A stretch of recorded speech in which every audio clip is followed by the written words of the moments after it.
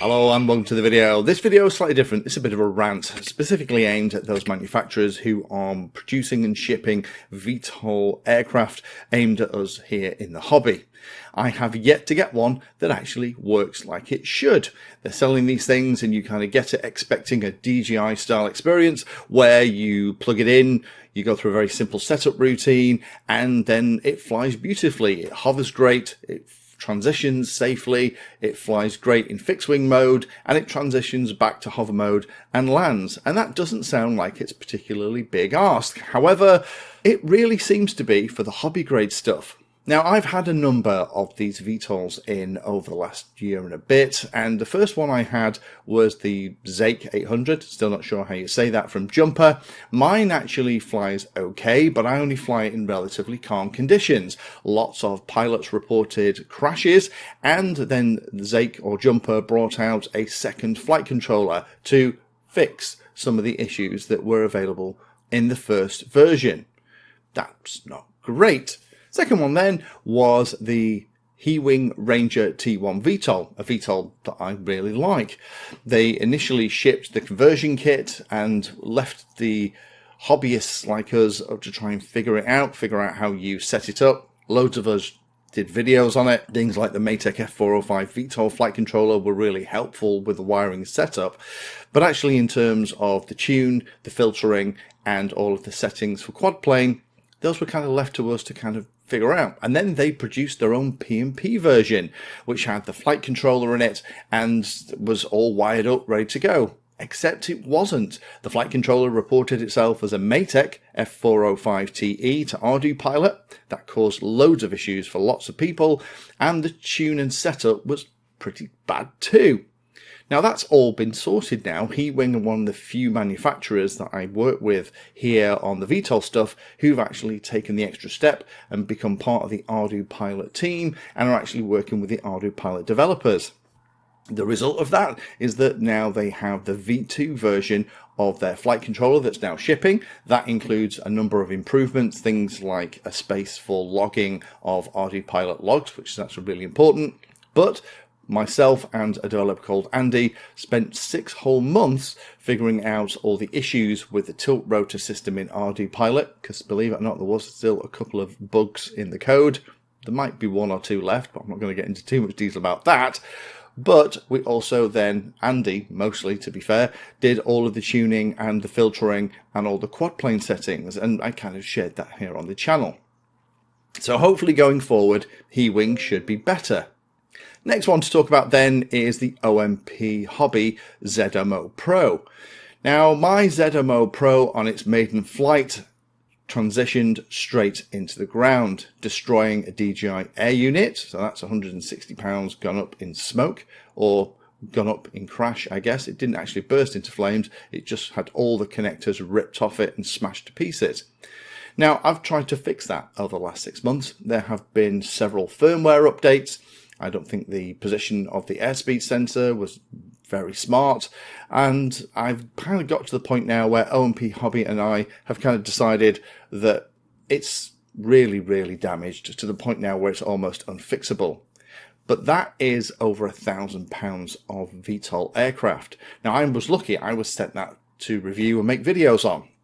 However, if I'd spent that kind of money on something that I got and then went to fly it and basically wrote off the best part of £1,200 within 15 seconds of launching the thing, I would have probably been sick all over my shoes and probably not wanted to go home and admit that to the other half. There have been numerous firmware updates for the OMP Hobby ZMO Pro, and I'm still not convinced it's absolutely perfect.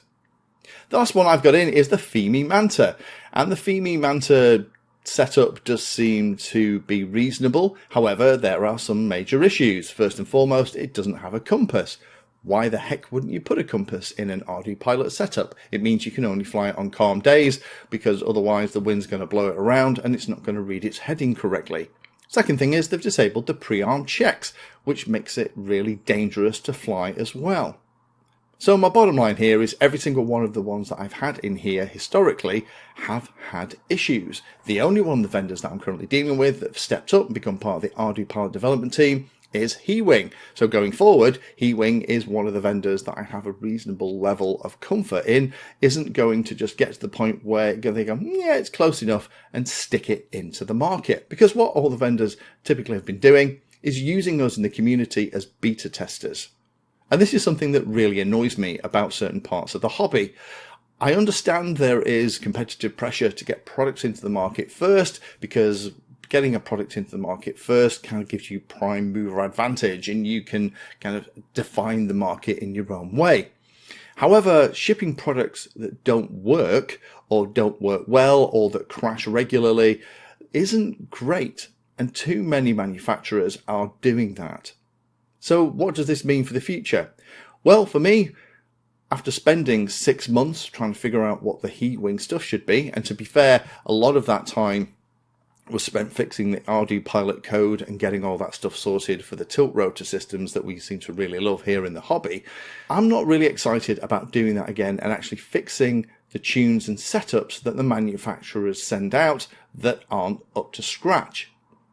I have a request. If you are a manufacturer or you've been pointed to this video and you are not employing somebody who actually knows what they're doing to configure the tune, filters and the quad plane parameters on the model before you send it to customers, I highly recommend that you do that. Spend a couple of $1,000, give it to somebody who's actually knowledgeable, let them fly the thing, optimize it, so when you ship it to customers, most of whom probably don't know the ins and outs of Ardu Pilot, aren't capable of getting a tune on there, the model will actually work straight out the box and it'll transition safely to and from forward flight, and it'll handle things like winds and adverse conditions.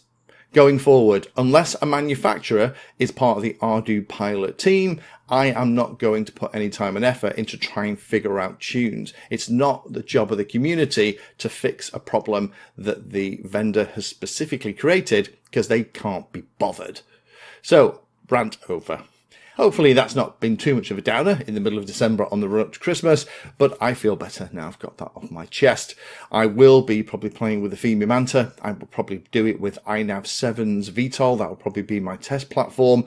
But I hope that all the manufacturers that aren't part of the Ardu Pilot development team that are producing and selling hobby grade VTOLs do a little bit more. Ideally, employ somebody who actually knows what they're doing to set the tune and filters and quad plane settings, but also to join the Ardu Pilot team and actually become part of that team. Because I know HeWing have benefited immensely from joining the Ardu Pilot team, and particular things like the HeWing Ranger T1 VTOL that's now shipping, the PMP with a version 2 flight controller, is significantly better and probably one of the best performing VTOLs out the box. Thank you for watching the video. If you watch my videos and find them useful, then please take a moment to hit the like and subscribe button. It helps the channel a lot. If you really like what I'm doing here, you can become a Patreon and support the time I spend helping others and get access to lots of exclusive benefits. Link is in the video description. Remember that all the videos on the channel are organized into playlists, so you can easily use those playlists to find all the videos on a subject that you are interested in. Add Painless 360 to your searches on Google and YouTube, and it'll help you find my content for any particular topic. Thanks again for watching, and as always, happy flying.